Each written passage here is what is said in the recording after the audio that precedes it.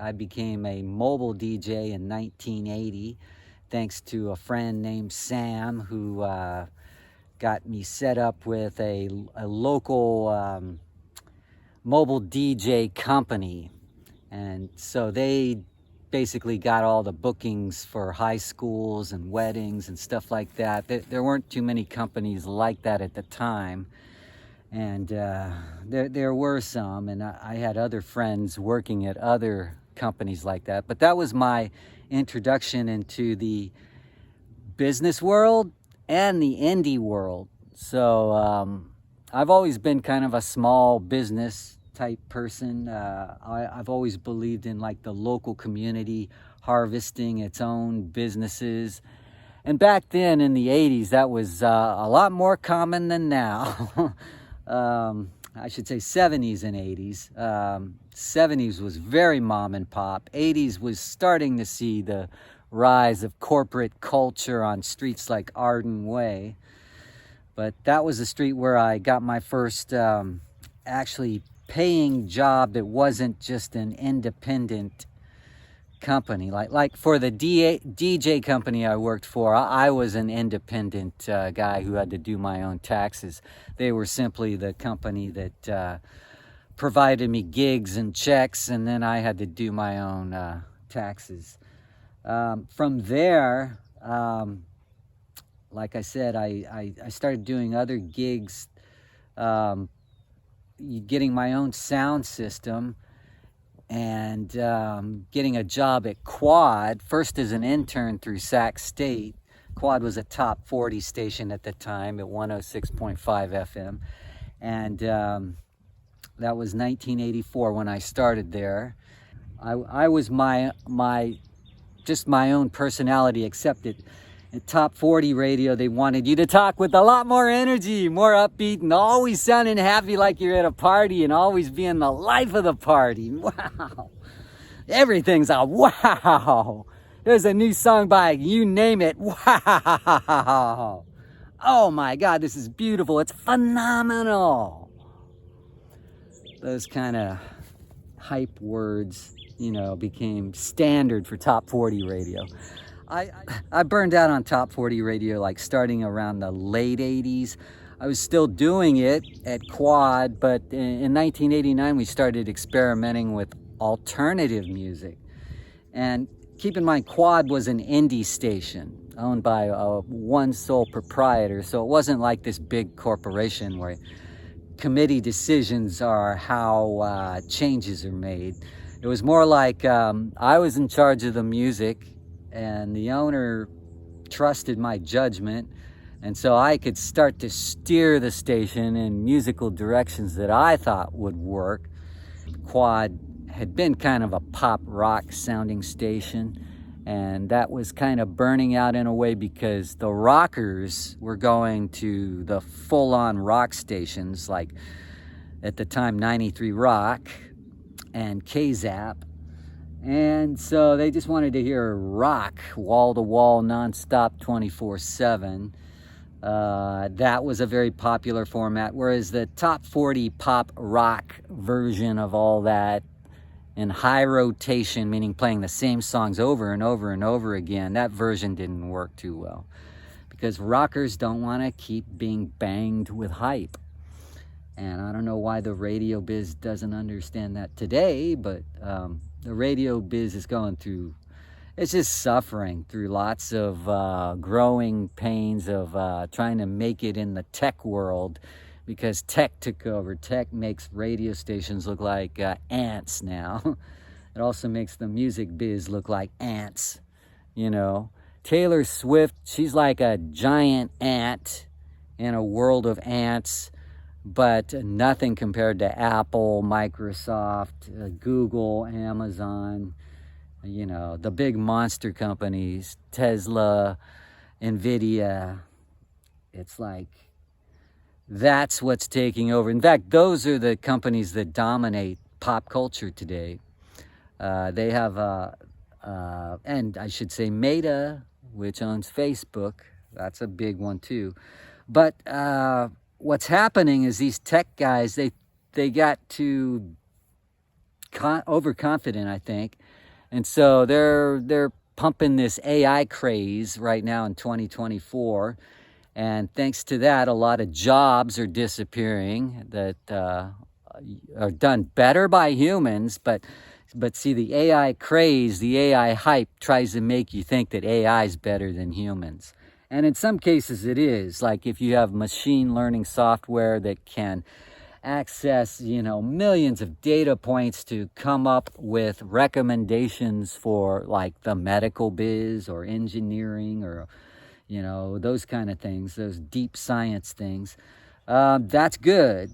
AI works for that. Or I should say machine learning technology, which is a part of AI. But it doesn't work as well when you use AI to replace musicians, like a record company trying to get rid of artists. Like, let's not pay these guys anymore. Let's just create through our producers. Let's downsize so that we just have producers who know how to use AI to create this artificial music. And then newspapers and publishers, they're getting rid of writers. Like I just read that the LA Times laid off 20% of its workforce, their news department, in January. Okay, that's like about 100 jobs or something like that. And I think it has to do with adopting the Chat GPT thing for, coming up with content. Google used to punish AI-generated content in their search rankings. I've mentioned this before, but now it seems like they're part of the AI craze, so they're adopting it to a degree. So it'll be interesting to see what happens with content. Does content get better, online content, thanks to AI? Or is it going to get worse because AI is just scraping all this existing web content to consolidate it into one app or something like that? You ask a question and it just scans the whole internet and violating all kinds of copyright issues and gives you the instant answer at your fingertips. Is that going to work? Or how about for radio? I don't listen to much radio anymore. I listened to Kitty O'Neill prior to interviewing her because I wanted to get a feel for her show. I think she does a really good show. And I think there are still talented radio people today, even though the industry has gone on a financial downturn over the years. Like the company Odyssey, the second biggest radio company behind iHeart, Odyssey had to file bankruptcy in February of 2024. And the other radio companies, they're having problems with earnings and stock prices and stuff like that. So they're struggling. And so they have to figure out ways to downsize. And one way they can do it, there's already a station in Oregon experimenting with AI voices, where you're listening to a 24/7 radio station with just artificial intelligence voices, fake robotic sounds of someone who sounds like a human, who's does a good job almost of imitating a human, but you could still kind of tell it's a little bit stiff. And so radio is considering, replacing people with AI because that would help with their financial struggles. But as I said earlier, AI is good for certain things, for knowledge-based things, but talent-based things, I think it's ruining stuff. I really do.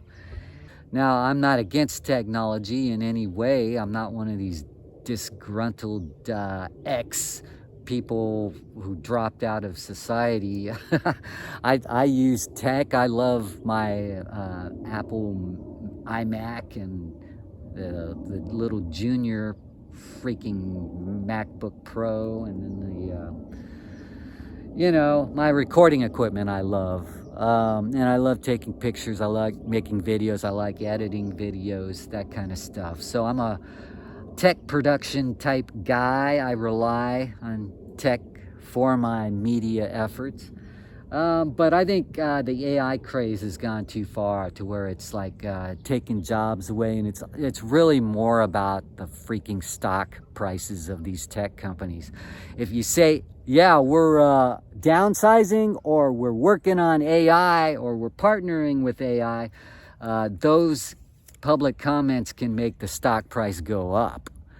So for the past year, or maybe longer, the whole, like the S&P 500 keeps hitting new records, and it's partly because of like 7 to 10 tech stocks are making it happen. And you know which ones they are. I've mentioned them. Apple, Microsoft, Google, Amazon.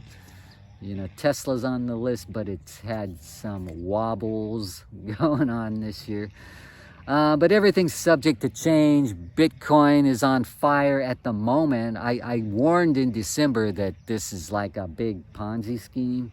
But in February, late February, it's on fire. It's on track to rival its all-time high, which was a few years back, like 68,000, something like that.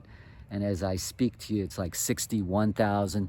And at the start of the year, it was more like in the low 40s.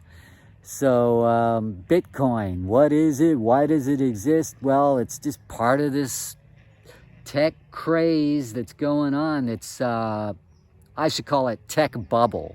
It's like the dot-com bubble of the 90s. At some point, it's all gonna just pop and turn into like disaster. But for now, they're pumping it. It keeps getting higher, keeps getting bigger. And so my warning is that it's just a bubble, okay? It's a overhyped bubble. And a lot of people think I'm dumb for saying that, and I don't care. I just know that I've seen these bubbles get big and then pop, and then people get sad because they bought into the bubble. So just keep in mind that right now we're going through a serious, crazed bubble, overhyped bubble, and I don't think it's helping out the general public. I think there's the stock market, which is fun to play. I play it because, in fact, that's how I'm making my money these days. But I've been doing it for several years now, see, so I learned a lot of tricks about it, and it is a very tricky game. Okay, it's not easy. And if anyone who wants to pursue it and hasn't done it yet, I would say prepare to be on the losing side for a few years before you get the hang of it, if you're going to trade all the time. Some people can just pick a good stock and roll with it, like maybe one of these AI things, and just watch it go up during the bubble. But then they don't know anything about how to get out before the bubble crashes. So anyway, just keep in mind, as the stock market goes up, the general economy of consumers and everyday mom and pop people, they get strangled. Okay, the more stock prices inflate, the more it leads to just disaster in the normal marketplace. That's why a lot of people are living off savings and out of work right now. There's just a lot of people getting laid off, even at tech companies, and that helps their stock prices go higher because investors go, wow, less expenses, yay, this company's going to have more profits, better profit margin. So keep that in mind, that that's what's going on.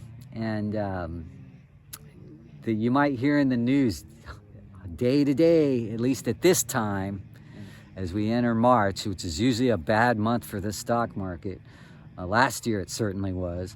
That the more you hear about, the Dow or the S&P are setting new records, the more you know it's crunching the real economy. Okay. The elite economy's doing just fine. That's what they mean when they say stock market and all that stuff. You can still play the game if you're not an elite. I'm not an elite. And you can do all right, but you got to remember it's a game that's controlled by elites. Like they are 90% of this game of players, okay? So that's what's going on. And I think tech, once again, has gone too far. I think it offers a lot of products people don't need at this time. I myself, I'm talking on an iPhone 14 right here. I actually like the iPhone 1 better, believe it or not, because I had more control of it. This thing seems out of control. Like I got to constantly sign in because the thumbprint thing never worked on this thing. And I could go a whole separate video on this, just this iPhone alone, how disappointed I am with it. Everyone's supposed to bow down to tech and think that they can do no wrong, but I'm telling you, AI is overhyped more than it should be.